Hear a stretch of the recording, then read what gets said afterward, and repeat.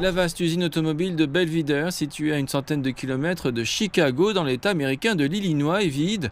Stellantis a pris la décision de fermer l'usine en 2023, mettant fin à l'emploi de quelques 1300 travailleurs. Un peu plus loin sur la route, Artem Redjepi gère le restaurant Steam Plant. On le ressent davantage le week-end, quand ils ont congé, peut-être une baisse de 10 à 15%. Je veux dire, ce n'est pas seulement moi, cela ne touche pas seulement moi, cela touche toute la ville. L'industrie automobile a été confrontée à de nombreux vents contraires ces dernières années. Cette année, l'administration Trump a imposé des droits de douane sur toute une série de produits, notamment les véhicules, les pièces automobiles, ainsi que l'acier et l'aluminium importés. Dans ce contexte, General Motors a annoncé une baisse de 35% de ses bénéfices au deuxième trimestre. Stellantis prévoit une perte de 2,7 milliards de dollars pour les 6 premiers mois de l'année. Ford a averti s'attendre à subir une perte de 1,5 milliard de dollars cette année en raison des droits de douane.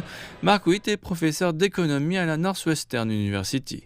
Je pense que nous sommes toujours dans un contexte d'incertitude considérable. De nombreuses pièces utilisées dans l'assemblage automobile sont fabriquées au Canada et au Mexique, et l'importation de ces produits intermédiaires destinés à l'automobile et à d'autres secteurs est soumise à des droits de douane. Cela contribue donc à augmenter le prix des voitures fabriquées aux États-Unis.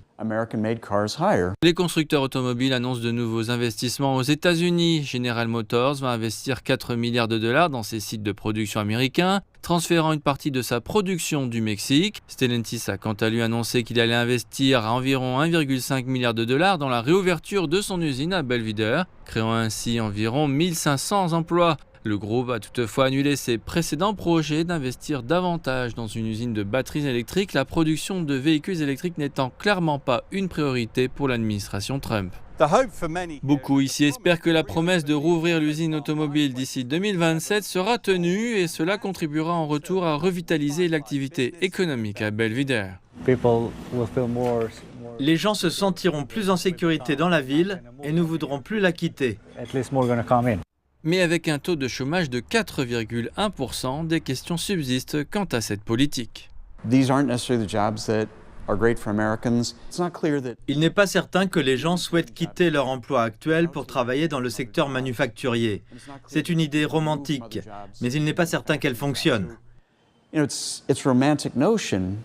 Si beaucoup à Belvidere restent optimistes quant à l'avenir, de nombreuses incertitudes subsistent. Avec de nouveaux droits de douane à l'horizon, l'industrie automobile dans son ensemble se prépare à subir de nouveaux impacts.